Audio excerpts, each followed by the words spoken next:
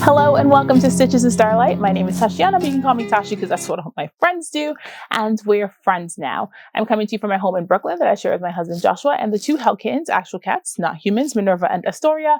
And this is my corner of the internet where we talk about all the things that I am knitting or sewing or potentially weaving or spinning. That is not the order that we normally do it, but we are sticking to it. It is just fiber, joy, and wool chaos all the time. If this is your first time here, thank you so much for clicking on the thumbnail. There are a million voices vying for your attention on the internet, and you saw whatever this is and decided to give it a go, and that makes you a rad human. If you're a returning viewer, thank you so much for being here. You already know what time it is. Welcome back to the channel. This is the Rhinebeck recap. Hello, editing Tashi here. Quick note, I realized after watching back my footage that my lavalier mic is clipped in my hair, which is such a rookie mistake. But my lav mic is clipped in my hair. So the audio on this is kind of, you're going to hear the rustle from the mic being in my hair. If that's overstimulating for you, feel free to nope out of this and I'll see you the next time. But I figured I'd just put a quick disclaimer in that's there. I don't think it's too distracting, but I noticed it. And so if I noticed it, I'm sure other people are going to notice it. So just heads up that that's there. And this video is kind of long. No hard feelings if it's not for you, but if not, enjoy the vlog. If I knew how to do the sound effects, we would stick a sound effect in. But this is the Rhinebeck recap. If this is your first time here, thank you so much for being here. I understand that like festival recaps tend to be incredibly popular, and Rhinebeck was literally like 4 whole days ago. So this is your first time. If this is how you found us, thank you. I hope you stick around. Please consider subscribing. I do a bunch of stuff. I talk about knitting and spinning, predominantly spinning. I do a bunch of stuff. Consider hanging out. We have cookies. So the vlog. Joshua had my camera for most of the weekend, and if I was a good YouTuber, I would have watched the vlog footage before I started doing the recap, but I'm not. I'm just going to sit here and start talking, and if I have footage that makes sense, I'll include it. But Joshua and I went up to the New York State Sheep and Wool Festival on Thursday night, and we were there till Monday morning. We did Untangled and a Woolen affair, and then we did 2 days of the New York State Sheep and Wool Festival, and we had a grand old time. I will say, I did a very good job of sticking to my purchasing goals. I'm going to show you what looks like a lot of stuff. I realized as I was unpacking it, I did like a bit of suitcase Tetris, and there's a little bit of a video of that, and I'll show that to you. I realized that it looks like there's a lot, and there is. There was a lot. I'm not going to like couch and say that there isn't a lot, but I stuck to my guns and I stuck to my goals, and I let myself have one frivolous fiber purchase, and I ended up with 2 of them. And so 2 frivolous purchases when the goal was 1 feels pretty good. Once we get down to the haul, I'll talk about like what the vibe was, but let's unpack the weekend. So again, we got there Thursday night. We rented a car. There's my microphone. Okay. We rented a car and we drove up, and if you're new here, I think I said this, but I live in Brooklyn, New York. So I'm used to the windy roads of upstate New York. Josh was actually from upstate New York. We were a long distance for a little bit. And so every time we go to Dutchess County, I think he enjoys breathing the fresh air outside of New York City. But we drove up, did the windy roads, and we were lucky enough to stay with my friend Mia of Knit and Grace, who was my partner in crime and is the best roommate ever. I will tolerate no slander. The best roommate ever. I had a great time with Mia. Mia kept me sane, fed, hydrated, and was down for all sorts of shenanigans. So it was a really good weekend. But we stayed with Mia at her cabin in Margaretville, which was about an hour outside of the fairgrounds, which again, if you're used to upstate New York, an hour driving is not that big of a deal. And it was also nice to just be on the roads and have time to decompress in both directions. I think I really appreciated the drive because it gave me time to take a breath in both directions on my way there. It gave me time to like hype myself up. And on the way back, it was just like, okay, I don't have to talk to anyone for the hour that we're in this car. We're going to put on music and we're just going to vibe. I'm probably going to knit. I slept every ride back. I'm saying I'm probably going to knit. I realized that every time we got in the car at the end of the day, I went to sleep because I was just like, whoo, power down.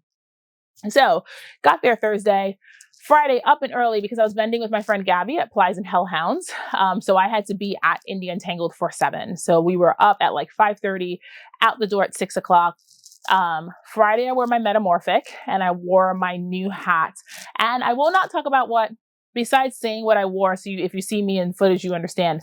I will not talk about what I wore because I'm doing a separate video on my 2 hand spun sweaters, because the goal for Rhinebeck was to wear as much hand spun as possible.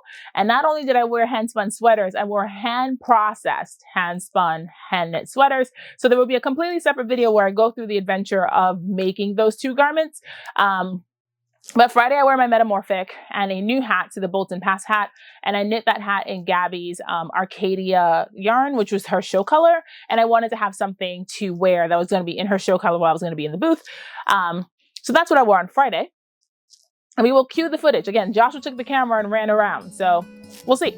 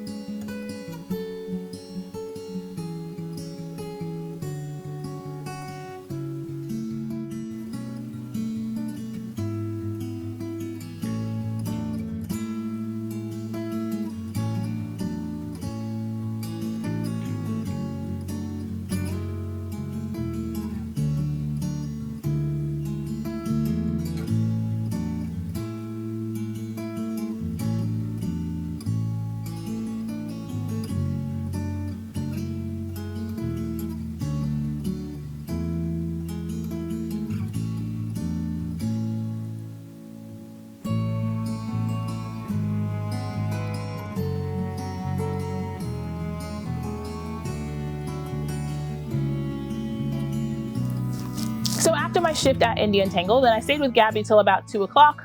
Oh my God, I really enjoy vending. This probably surprises no one that I like talking about yarn. But after coming off of my flock experience where I realized I really like teaching, it's really fun to get to Indy and go, oh, I really like vending. And it was just really cool to help people pick colors and like talk to people about bases. Gabby carries a lot of interesting bases. So to talk about superwash versus non-superwash, long wools, luster, fine wools, crimp, bounce, all the things that I enjoy. So that was great. And from there, we went to a Woolen affair, which is Catherine at Brooklyn General's event. It was like maybe 10 minutes away. So it was a quick drive, drove over, and then we stayed there from like 3 to like 5:30, walked around, found a few more things, found a few more people, said hi to lots of people, got a snack, and also really enjoyed the fairgrounds. And I'm not sure if I recorded anything at a Woolen affair, because by the time I got there, the camera was just in the bag and we were just hanging out and vibing. If I did, I'll insert it here. And if I just continue talking, that means I have nothing.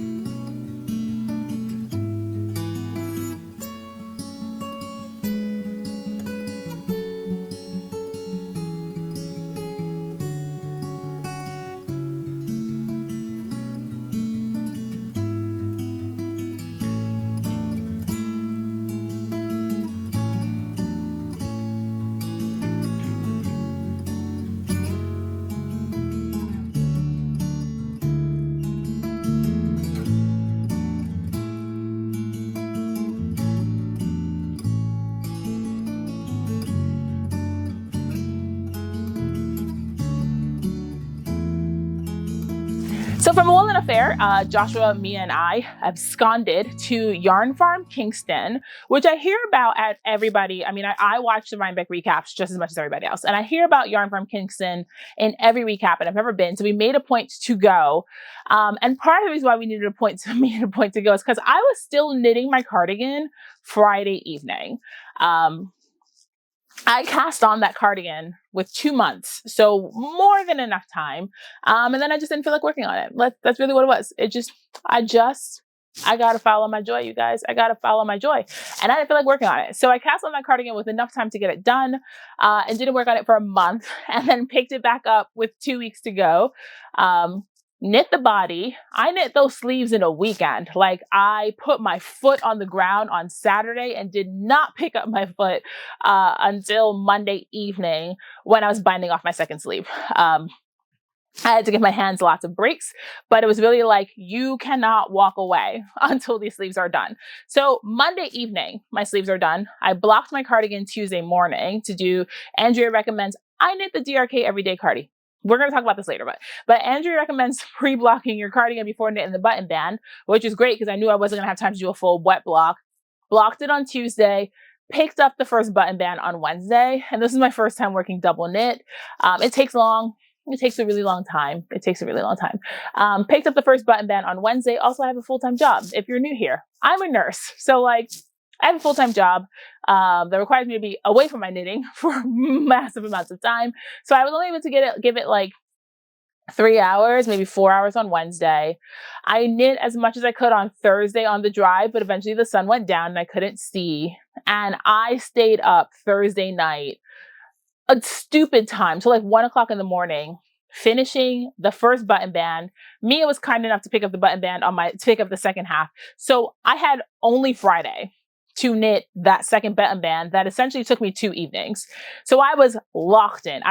After we finished helping Gabby set up, I was furiously in the booth working on my button band. And then at Yarn Farm Kingston, I was still working on the button band. And I know there's a little video of that because Joshua had the camera, furiously working on that button band. And then I stayed up Friday night and I got it done, and Mia helped me steam block my cardigan, and I had my cardigan ready for Saturday. And I was over the moon. I had a backup sweater.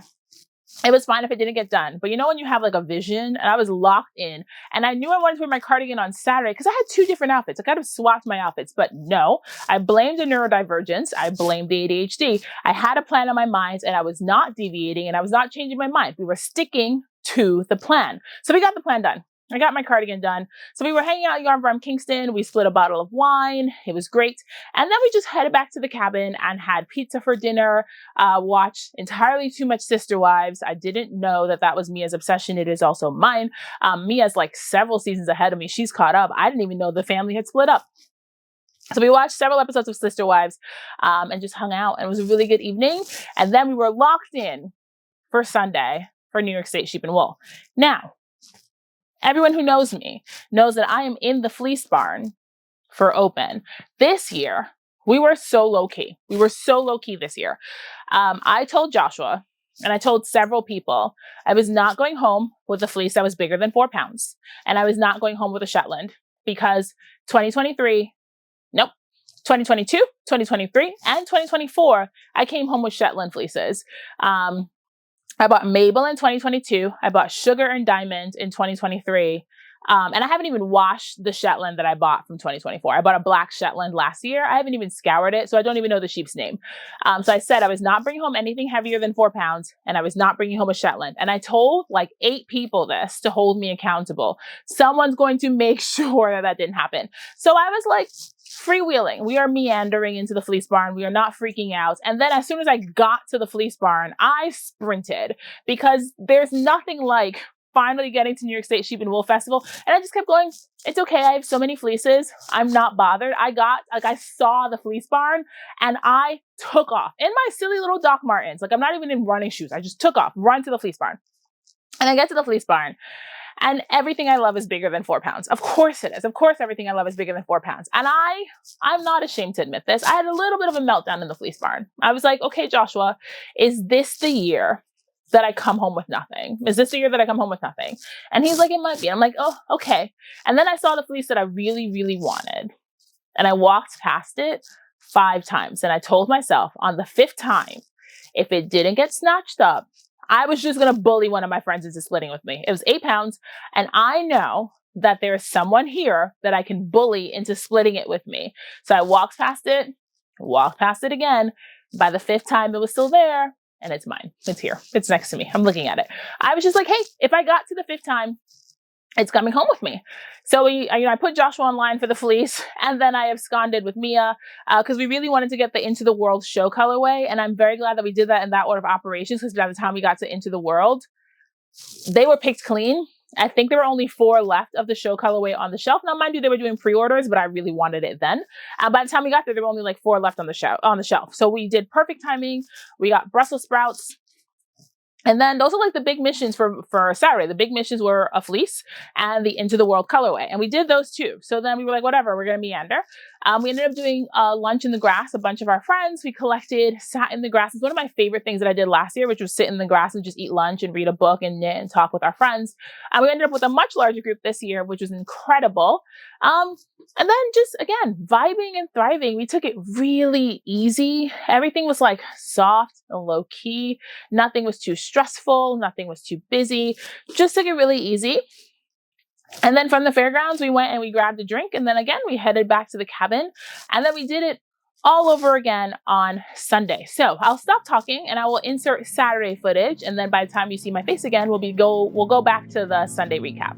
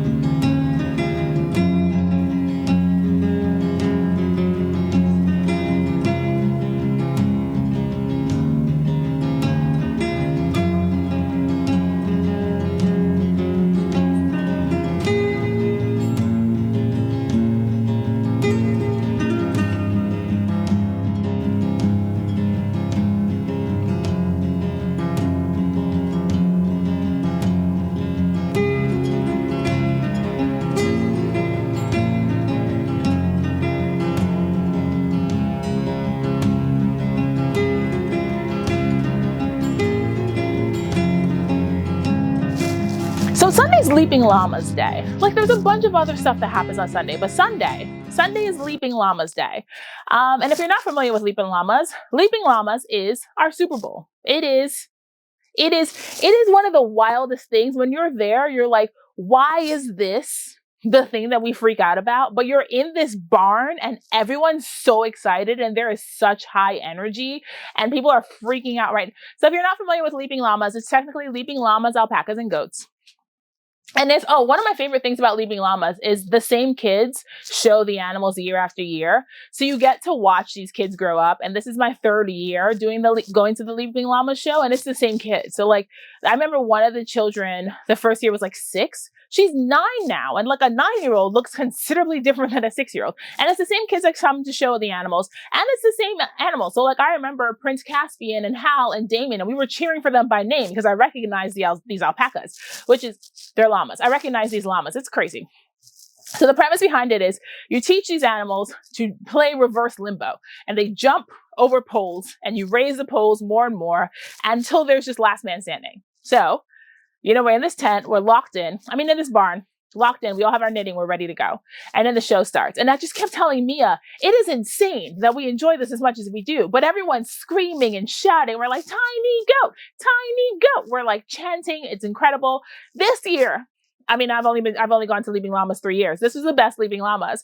A goat and a llama tied for first place, which is crazy when you think about the size of the animals. And I think Joshua got the winning leap recorded. Guys, I'm going to put timestamps. If you don't want to watch the Leaping Llamas footage, skip ahead. But I know Joshua did a lot of recording of Leaping Llamas because he knows I enjoy watching it back. So there's probably going to be a sizable amount of Leaping Llamas footage coming your way. If that's not your speed, skip to the timestamp. Keep going.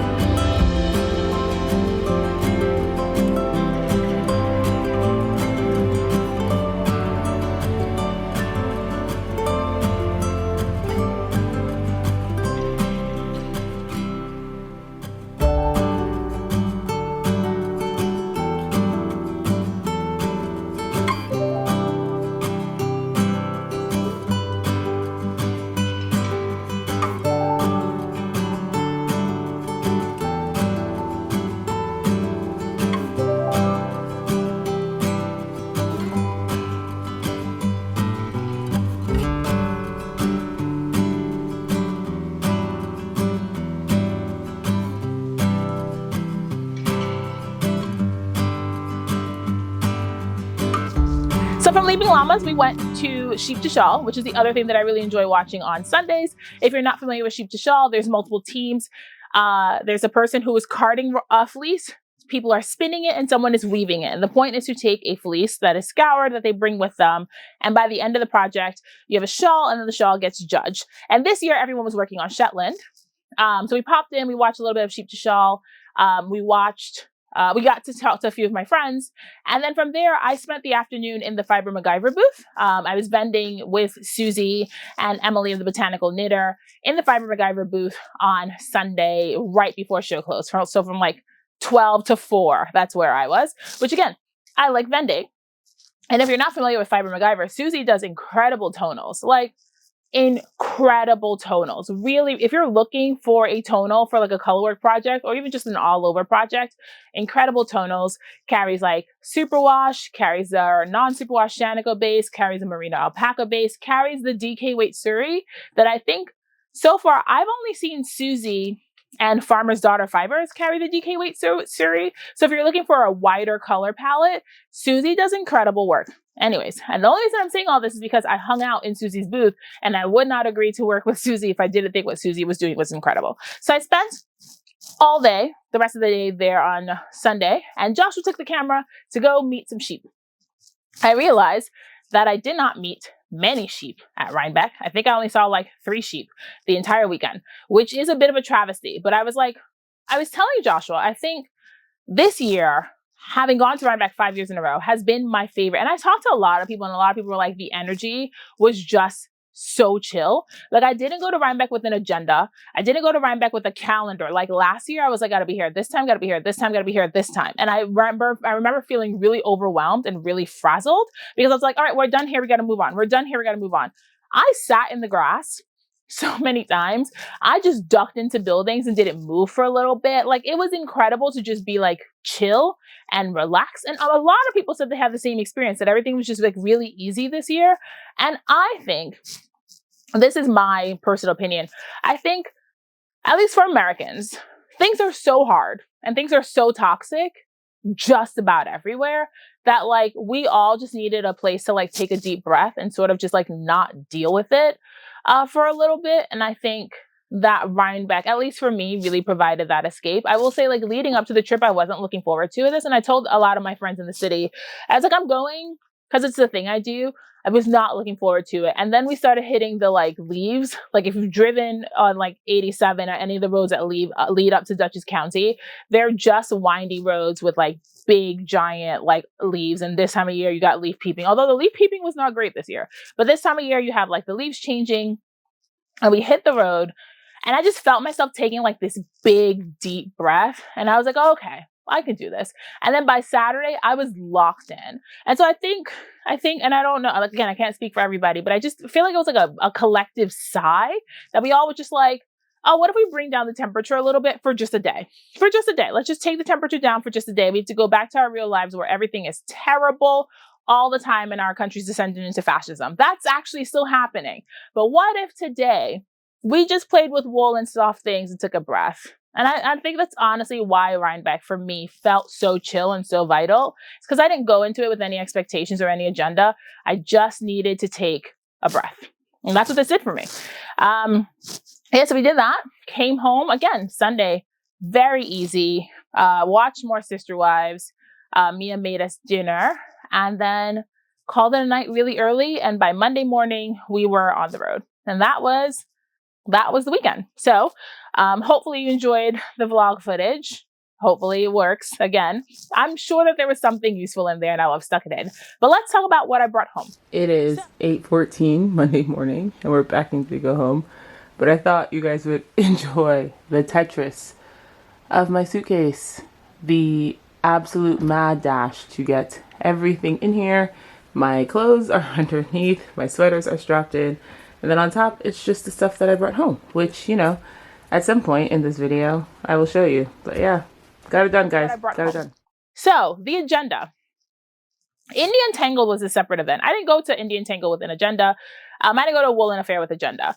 I tend to not shop a lot at the pre-Rhinebeck events because I don't work with Superwash, and that's predominantly what's on sale there. I'm not really buying yarn these days because I have more yarn than anyone ever should, and I can make it myself. So I'm not really buying yarn these days, and I'm not a huge fan of like trinkets or like knitting notions. So I was not really worried about spending an exorbitant amount of money at a Woolen Affair or Indian Tangled. And I felt pretty good about that. And then the goal for Rhinebeck, this was the agenda: 4 pounds of raw fleece, the Into the World show colorway, and then 2 frivolous purchases. 1 frivolous purchase. That doesn't feel right. Joshua, what was it? It was the fleece. I'm just going to say that's what it was. It was a fleece. It was the Into the World show colorway. And then it was 1 frivolous purchase. But now I'm looking at all the stuff I got, and that doesn't feel correct. Oh, okay. I did tell Joshua that accessories and garments don't count because I did get a hat and I got a t-shirt, and those things don't count. But that's what I got. So maybe we start with the fleece and then we move on to the smaller things. Oh, I didn't tell you. So the reason that I got this, so here's who I split the fleece with. I split the fleece with Mia because I came out of the fleece barn and I was complaining to Mia that I need to find someone to split this fleece with. And she was like, I'll split it with you. And I was like, that was so easy. So here's my half. This is my half.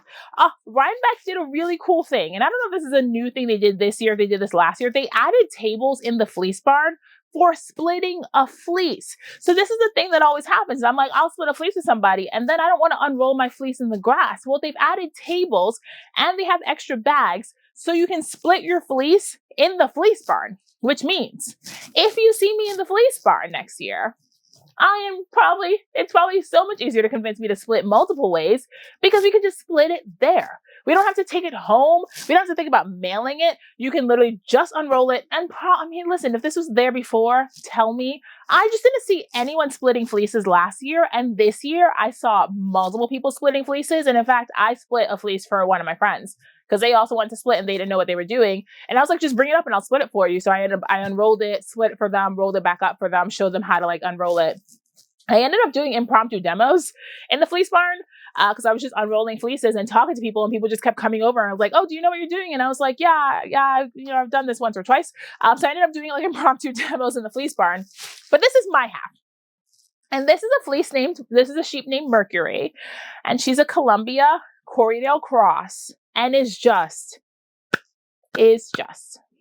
So I pulled out a bit of Mercury to show you. I mean, it's in the bag, so it's kind of hard to do, but I pulled out a bit to show you. Just look at that blocky staple. It's about 4.5 to 5 inches.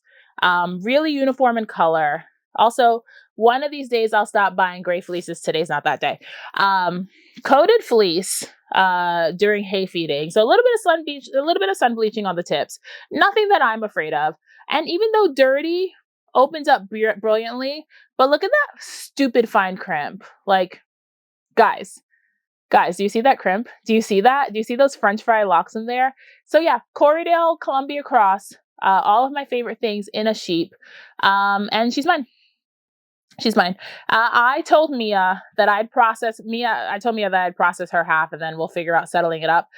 Because to be quite honest, processing is probably my favorite part anyway. I do enjoy the spinning, but I also really enjoy processing, and I'm happy to process a fleece for somebody if they want hand processed. So that was how Mia and I split it. I brought all of it home anyway, but half of it is going outside. So I'm going to process Mia's half first. Get it out the door, and then process my half. And I told Mia she'll probably get her half probably by Christmas, to be quite honest. Because again, I do still have a job. But I think by Christmas, which is perfect for her because she'll be on winter break from school by that point, I should get that to her. But just look, guys, just look. Ugh, so precious. Yeah, so I walked past this fleece 5 times, and I actually saw people looking at it, and I just kept going, que sera, right? Like if it's meant to be, it'll be, and if not, that's fine. And I don't need to come home. There's so much lanolin on this. I don't need to come home with a fleece every year. Well, I came home with her this year. And the shepherd was actually volunteering in the fleece barn. So I got to say hi to the shepherd who grew the fleece. And that was also really cool. From Fox Hollow Farms. If there's contact information in the bag, I'll stick it in the description box. I will try my best to link everything I talk about in the description box. I sometimes forget. If I talk about something and I don't link it, leave me a comment and yell at me and I'll try to remember. But yeah, here we go. Here's my Rhinebeck fleece. And because me and I split it, I did only come home technically with 4 pounds. Okay, so that's it for preps for raw fiber. This is gonna be in no particular order because everything's mixed up. So I'm just gonna grab things and show you.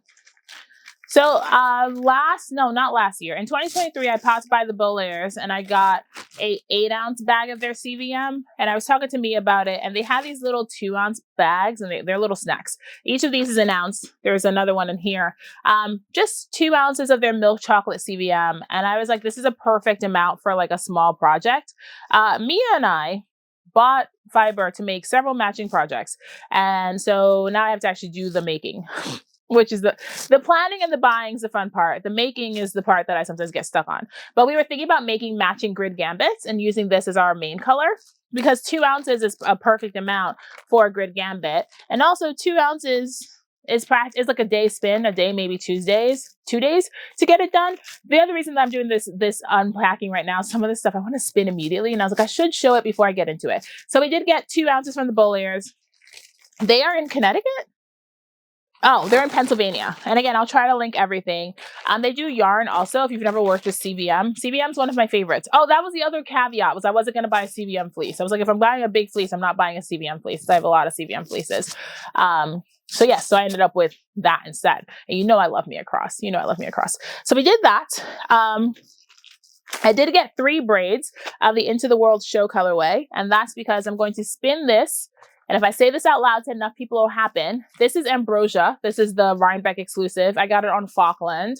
The plan is to knit Andrea's Traveler Hood.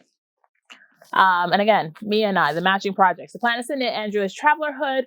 So I got 3 braids. I actually wanted the gray Corriedale. And by the time I got there, it was sold out. So the Falkland's what I got. That was my next choice. I'm really pleased with this. I'll take it out so you can see it if you haven't seen the show colorway. Excuse the noise. It's autumn in a braid. Here we go. It's literally autumn in a braid. And it has all of my favorite colors.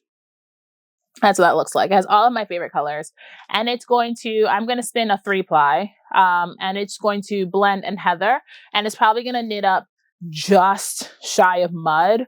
And again, if you know anything about me, I can't resist a muddy colorway.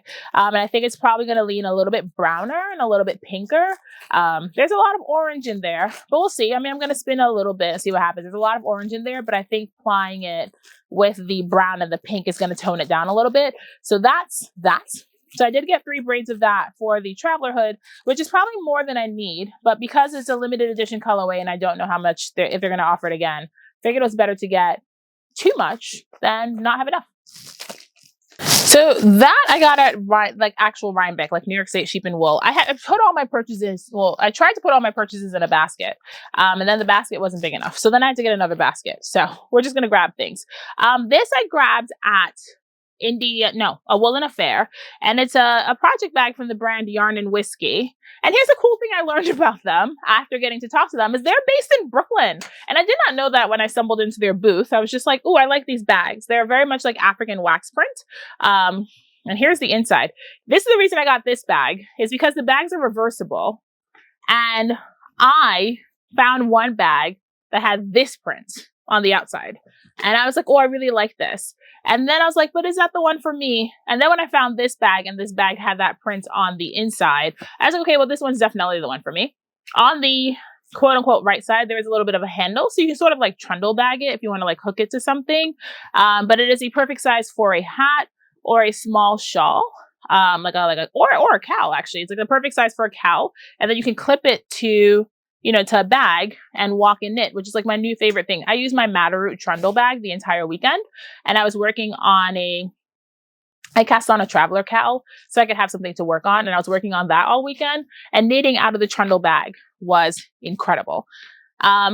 This I grabbed at Rhinebeck proper, New York State Sheep and Wool. As 2 of my friends already had these chicken tees, and I'm so susceptible. I fully admit I'm so susceptible, but it's a chicken doing all the, okay, where do I hold it so you can see it so it's not washed out? It's a chicken doing all the stages of yarn making. Like, excuse me, here's the chicken.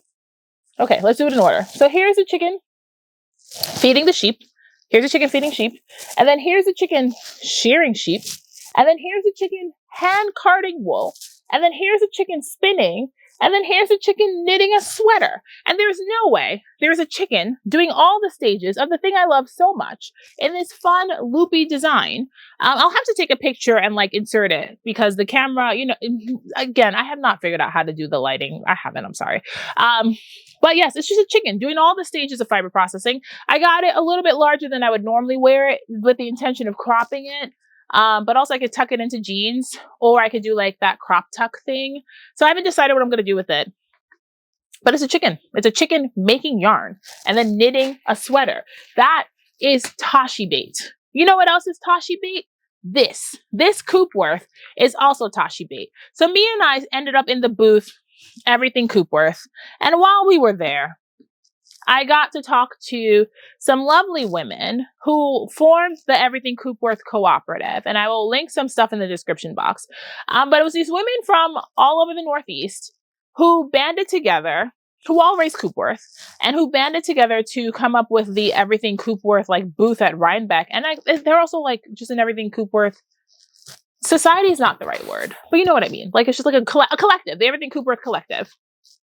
And the reason it was Tazhi bait is they were all selling fiber from their own animals in this booth.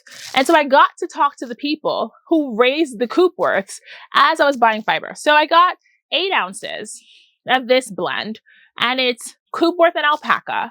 And the woman who raised the animals, there's an ice blue Coopworth that she overdyed teal. Let's see if you can actually, hold on. So in there is... Yeah, there we go. There's an ice blue Coopworth that she overdyed teal, blended with a dark blue Coopworth and fawn alpaca. So that lighter color, that's alpaca. So she washed it. She sent it to the mill to be washed, and then she dyed the ice blue Coopworth to this teal color, which, you know, matches my hair, and then sent it back to the mill to be blended together into this roving. So I got 8 ounces of that, which feels like a normal amount of fiber to buy.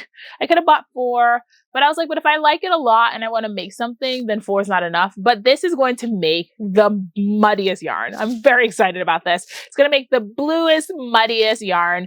And I love mud. And also, like I love a story, and everything about the story, everything about talking to these shepherds is Tazhi bait. So I was just like, well, I have to. So I did get that. I'm trying to see what else is in my basket.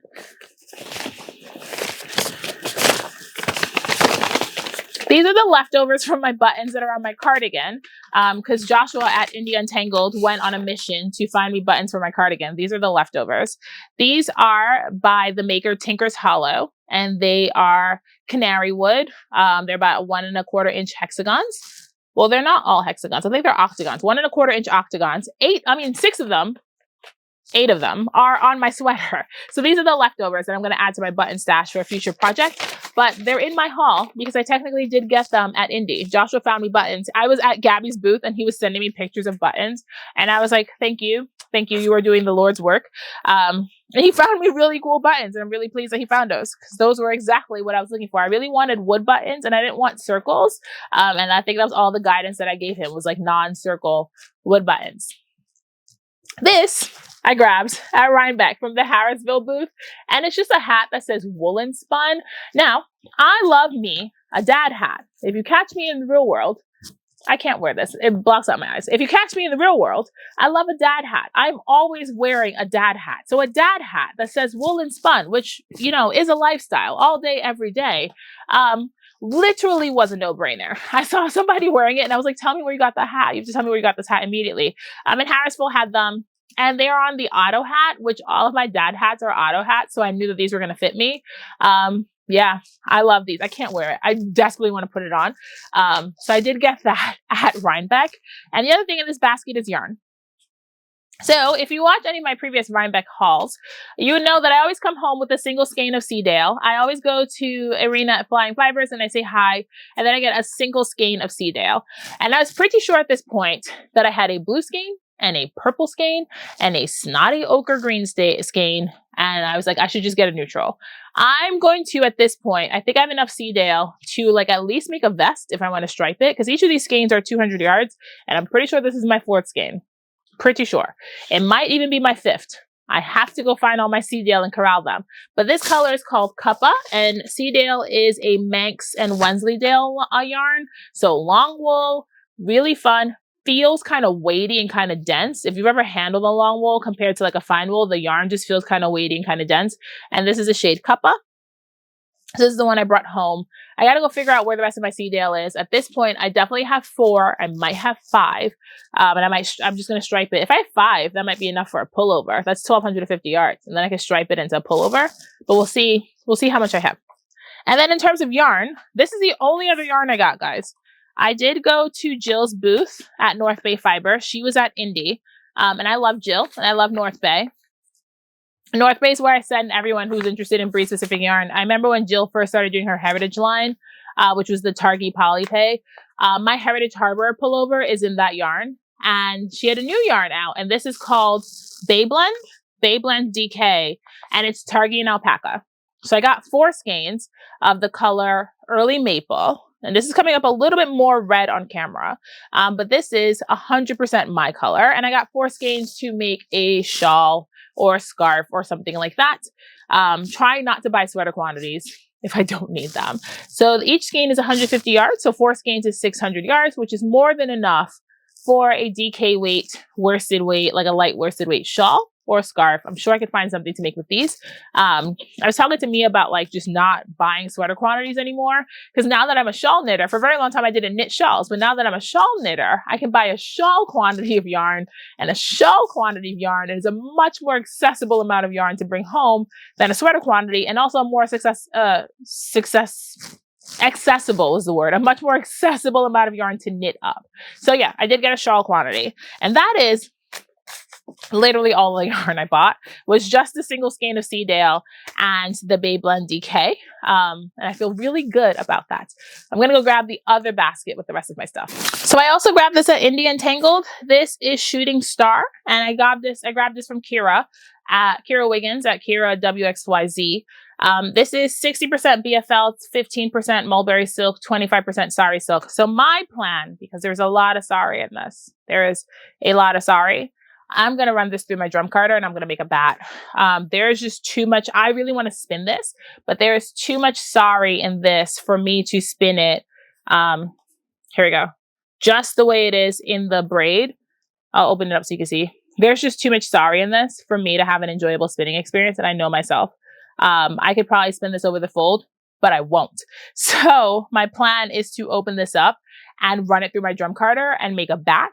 Not super blended out, but like blended out enough that it is not as striped in this, and then spin it. And I'm really excited for this. This is all my favorite colors. It's really fun because the colors that I enjoy wearing are warm colors. The colors that I enjoy spinning are colors like this. And I don't know that I would, here's the thing, I don't know that I would wear it, but I really want to make the yarn, and then give it to somebody if I'm not willing to wear it. But this sort of thing is Tazhi bait. Also, like, this is Tangles and Starlight. This is literally Starlight. That's what this is. This is Starlight in a braid. And so there was no way I was walking past it. Kira also had a show color that was orange. It was like an orange. I think it was called like Acorn Spice or something like that. And I almost grabbed that. And then I saw this and I said, never mind, it's Starlight and it's mine. It's mine. Quickly, this is the Rhinebeck bag. The New York State shipping wool bag. And yes, there was a non-gay option. This is the gay option, the rainbow option. There was a non-gay option, but if you give me a gay option, I'm going to go with the gay option. So this is the rainbow. This version, this is the more rainbow version. They had an autumnal palette, and I'm sure you've seen pictures of the autumnal palette, but I got the rainbow version with the rainbow handles. The bag last year also had rainbow handles. I appreciate that they did it again this year. So here is my Rhinebeck bag. I carry the bag that I bought last year all the time. I actually use my Rhinebeck bags all the time. I feel really good about getting a tote bag that I'm going to use, and I use the Rhinebeck totes, and I like the Rhinebeck totes because they have zippers. I'm not a fan of a tote bag that doesn't have a zipper because I put too much in my totes and then I just throw them around, but I do love a tote bag that does have a zipper, and I appreciate that not only does it have zippers, there's pockets. If you've never seen the Rhinebeck totes, there's always an inside pocket here, but this is my favorite part, are the pockets back here. Because what I do is I stick my Kindle in this pocket here So when I'm on the subway and I want to root out my Kindle, I don't have to unzip my bag because it's a very deep pocket. It's a very deep pocket. So my Kindle's not going to fall out. So then I have my Kindle right here and I can just pull it out, read on the subway. And when I'm getting off the train, slide it right back into my tote bag. And I'm not like faffing about and opening up my bag. That pocket alone makes these tote bags worth it. I use my Rhinebeck tote all the time. So this is the tote for this year. And while we're on tote bags, I did get this one from Ex Libris. It just says, bury me in books and yarn, because please, please bury me in books and yarn. And while I was there, I did get a sticker, and I put a sticker on my Owala bottle, the same sticker. But I grabbed a tote bag. This does not have a zipper, but this is a deep enough bag that I will just use it to run errands. Also could be a small like grocery bag if I'm just getting like a few essentials, but I'm not gonna not get a bag that says bury me in books and yarn. And I got this at Indie. Ex Libris was at Indie. I didn't get any yarn because, again, we're not buying yarn. I was tempted by the yarn, but I could not say no to the bag. And since we're talking about bags, this was the Indie Untangled bag. So, sorry. Here's the Indie Untangled tote. Also has a zipper. I appreciate tote bags that have a zipper. So here's the Indie Untangled tote. So I brought home. That leaves me with 3 new tote bags. I'm not a purse person. I very rarely carry a handbag. In fact, most of the time I'm carrying a backpack. I'm a big backpack person. I carry a lot of book bags. And I love a tote bag when it has a zipper. So I'm really pleased to have all these totes to add to my stash because that's all I carry. I carry totes. I'm not fancy. I told Mia multiple times this weekend I'm 7 raccoons in a trench coat. Like I'm just trying to make it through life. So I've literally been carrying my sleep token bag from when I went to the Even in Arcadia concert like a few weeks ago. My sleep token bag is now my new everyday bag. I wish that bag had pockets. I lose stuff in that bag all the time, but I've literally just been carrying my sleep token bag back and forth. And because I'm an OR nurse, I don't have to look put together to go to work. I go to work in sweatpants and jeans and a t-shirt and my sleep token bag. So now I have a new tote bag. Well, several new tote bags to work through my rotation. This I grabbed at Rhinebeck proper. And this is the Petrichor set from the Woolen Pixie. And I was not going there. I promise. Mia wanted to go. And I was like, all right, we could go. I was like, I have several of these nestlets. I'm not going to get anything else. And then she had one more bag end on the shelf. And I was like, oh, Mia, grab bag ends. I have bag ends and I haven't spun mine. So grab bag ends and we can do a buddy spin. And while Mia was checking out, she had this set called Petrichor. And it was not in a bag. It was out on the shelf because it was out on display. And this black was what drew me to it. I'm not going to lie. It was this black and this green. These two are what drew me to it. And I just remember looking at it and just staring at it. And then I was just like, is it for sale? And she was like, yes. And so now it's mine. There's always madness in Starlight HQ. But now it's mine. So I have Petrichor. It is 7 ounces. So it's a fair amount. It's merino, cormo, cashmere, mulberry silk, tussa silk, sari silk, and silk noil. And I was telling Mia what I think my plan is to lay it out in a gradient, spin it in a gradient, chain ply it in a gradient, and then knit a gradient shawl. Because 7 ounces is more than enough to get me through a shawl. More than enough. I saw that Andrea has her new jaunty pattern, which is like a half fisherman's rib situation. Or, I mean, I'm not like a Sophie shawl, but like any of those like things where you can knit half, and then any of those patterns where you knit half as you increase, and then you get to the halfway point and you decrease, so that I can use literally all the yarn, so I don't have leftovers, but also so I can do the full gradient is probably what I'm gonna do. I want to start spinning all of this now. This is the problem. I want to start spinning all of this and I have to pick a project. But yeah, that's my plan.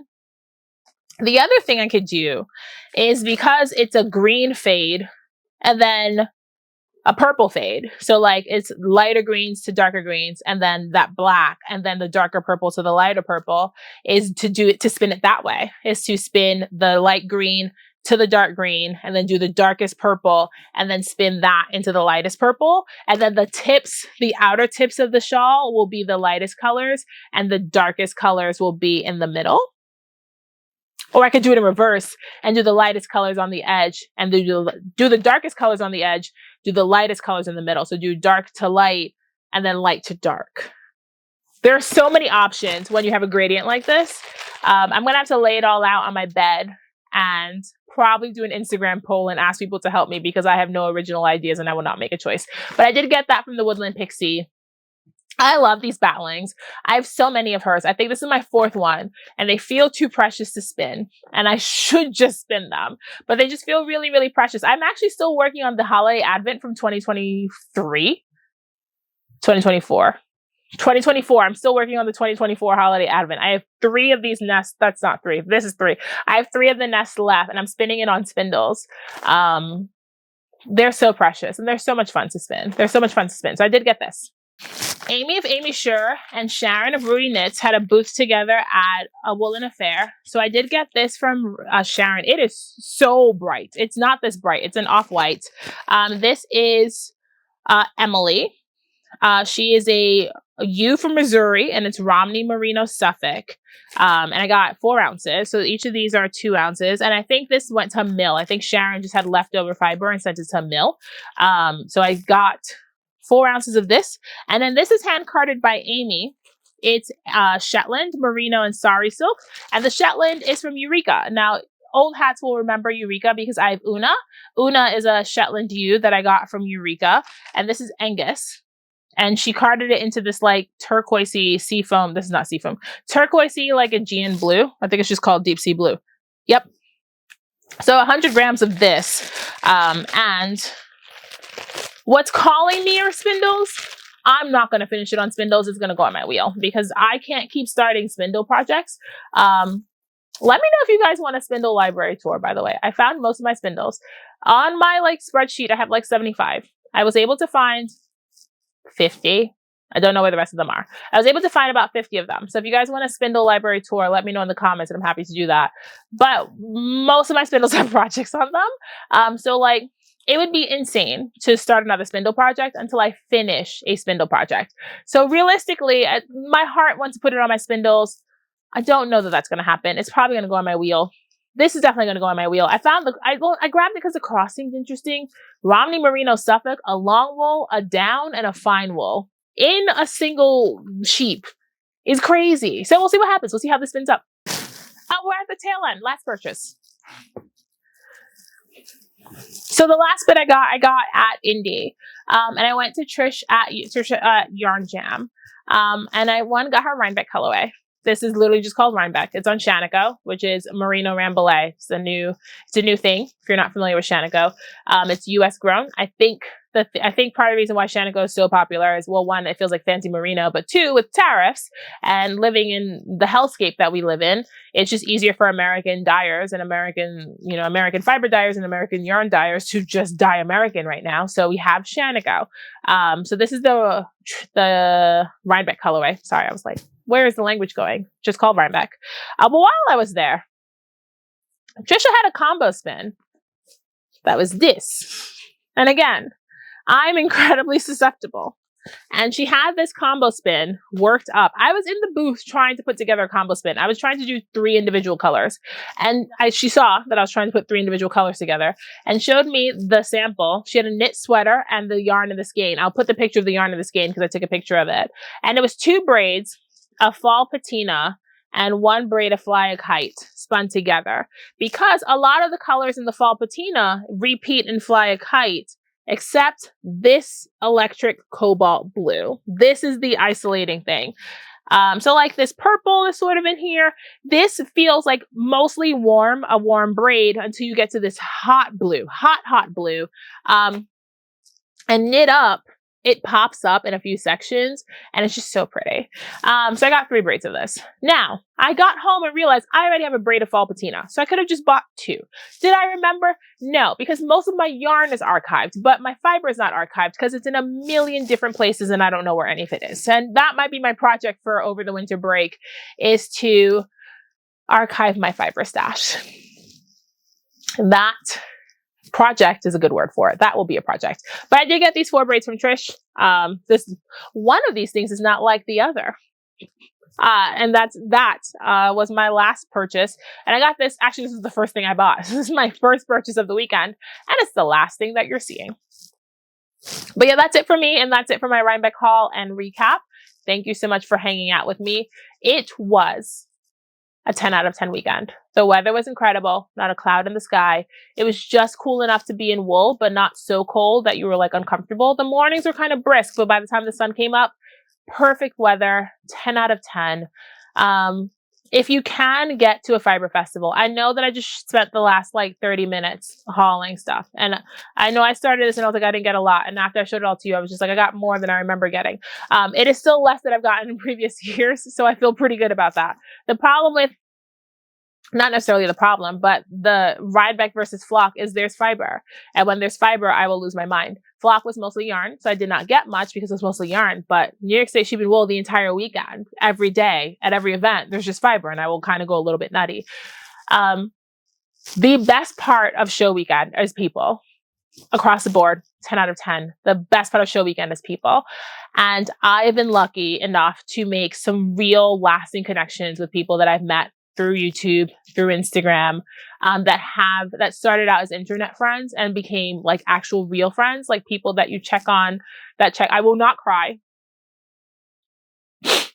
People that you check on, people that check on you, people that like keep tabs on you for the day to day, people that like realize when you're off social media, and like those are the people that like, there's just, the internet is sometimes a really bad place. Which I feel like that's a no-brainer, right? Like we all live with access to it. The internet is sometimes a really bad place, but it also brings a lot of like joy to our lives and enriches our lives in really interesting ways, in ways that I did not expect. And it brought some really incredible people into my life, but it's just people from like all over the country that I don't exactly get to see. And show weekend, when I get to like actually hold on to all these people's faces and like make eye contact with them and give everybody hugs, is like my favorite weekend. So while it might seem that people go to fiber festivals to amass a lot of stuff, and you know, sometimes that happens. Sometimes you blink and then you come home with, I did the math, just about 8 pounds of fiber. Sometimes that happens. I would leave all this behind if it meant that I got to hug people. So if you saw me at the festival and you said hi to me, thank you so much. I got to meet so many of you. A bunch of people told me they learned to spin because of this channel. People were wearing their hand spun projects and I got to like ooh and ah over it. So if you saw me out in the wild and you said hello. Also, if you see me at an event, I'm always down to say hi. I give hugs. Not everybody's a hugger. I'm a hugger. So please don't ever like feel shy or embarrassed about like not like wanting to say hi to me. Come say hi. I love to meet people. I love to like chat about where you are on your adventure and where you are on your journey. I love to just like touch base on all the ways that fiber literally strings our lives together. But if you have the opportunity to get to a fiber festival, give it a go. Joshua called Rhinebeck the first year we went Comic-Con for knitters, and it's probably the most apt description I've ever heard. Everyone's so locked in to the madness that it's like summer camp. It's summer camp. No one's a stranger. Everyone's just a friend you haven't made yet. And it's just nice to be able to do this thing in the same space with other people. Like if you don't have access to a knitting circle or a spinning circle, let a fiber festival be your circle for the weekend. That's all I have to say. Thank you so much for hanging out with me. Again, if this is your first time here, please consider liking and subscribing. I'm really bad at the YouTube things, but I'm going to try to do it now. So please consider liking and subscribing. I will have a video out hopefully in the next 2 weeks about my hand spun sweaters. I'm not making any promises, but hopefully in the next 2 weeks, I'll have a video about my hand spun sweaters.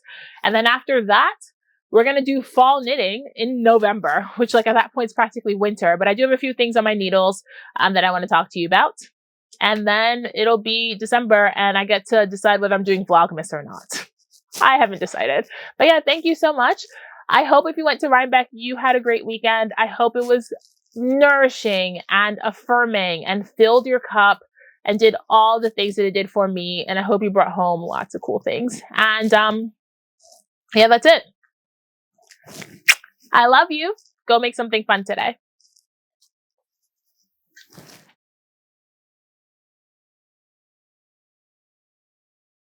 Okay. Hi, I'm Heather, also known as Charm Nitty on Instagram, and I'm one half of the Charm City Unicorns podcast. I am wearing the Bright Flock Friends tee from Neutrino with a skirt from Target and a bag from the Target Kids section. Okay. Hi, I'm Heather Storda.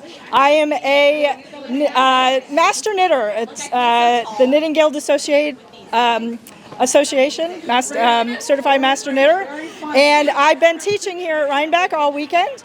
And so this is my Happy Flowers sweater. I designed it. It's based off a 1940s pattern. It's worked in Knit Picks palette yarn. And I graded it for sizes from like a 28 chest to a 64, I think. So it's size inclusive, but vintage styled. And so I've been having fun teaching all weekend here at Rhinebeck. My socials are my name, Heather Storda, in all of the places, and my website is heatherstorda.com. Okay, so I am Shayla of Black Pearl Magic. I don't have a voice because I am also a professional yapper. I am Black Pearl Magic everywhere, and I have a podcast, The Charm City Unicorns. I am wearing the Tumble Tee by Lydia Morrow, and it is in the yarn, totally red yarns. Her color on Wednesdays, we wear pink because it's appropriate. I'm Amy Baldwin, and I'm wearing the brick and mortar cardigan along with all of my friends here at Rhinebeck today. This is my design. I am the Knitting Friend on Instagram and Amy Baldwin on Ravelry, and I knit mine using the Wandering Flux fluff and fingering singles base in Dune and black jeans. Hi, I'm Ava. You can find me online at Ava Christina Knits. That's Ava with an E, Christina with CH. The gray yarn that currently has crumbs on it is thrifted by my cousin in Texas. And the yellow yarn is from Ruby and Roses. It's her non-superwash fingering. You don't want to talk? You do want to talk? Am I talking? Oh, yes, okay. I can say everything. Hi, I'm Jake Tenenbaum. My Insta is Getting Knit in the Club. I'm wearing the brick and mortar by my good friend Amy. Got to be part of that test knit, which I'm super excited about and honored. The blue is a gift from another designer, Zankov, from a factory in Italy that I cannot remember. And the fluorescent green here, I picked up at Stephen and Penelope, and I call it Bragg Green, even though it's not the official name. Thank you.